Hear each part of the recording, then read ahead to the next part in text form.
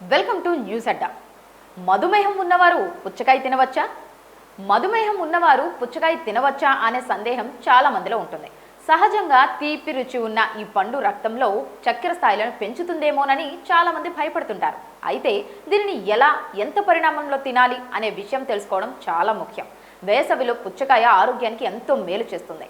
పుచ్చకాయలో సుమారు 90% నీరు ఉంటుంది. ఇది వేసవిలో శరీరానికి అవసరమైన తేమను అందించి డీహైడ్రేషన్ బారిన పడకుండా కాపాడుతుంది. అయితే నిపుణుల ప్రకారం సరైన పరిమాణంలో తీసుకుంటే పుచ్చకాయ శరీరానికి హైడ్రేషన్ అందించడమే కాకుండా కొన్ని ఆరోగ్య ప్రయోజనాలు కూడా ఇస్తుంది. పుచ్చకాయ గ్లైసెమిక్ ఇండెక్స్ ఎక్కువగా ఉన్నప్పటికీ గ్లైసెమిక్ లోడ్ తక్కువగా ఉంటుంది. మధుమేహం ఉన్నవారు పుచ్చకాయను మితంగా తినవచ్చు. అయితే పుచ్చకాయ రసం తాగడం మంచిది కాదు, ఎందుకంటే అది రక్తంలో చక్కెర స్థాయిలను త్వరగా పెంచవచ్చు.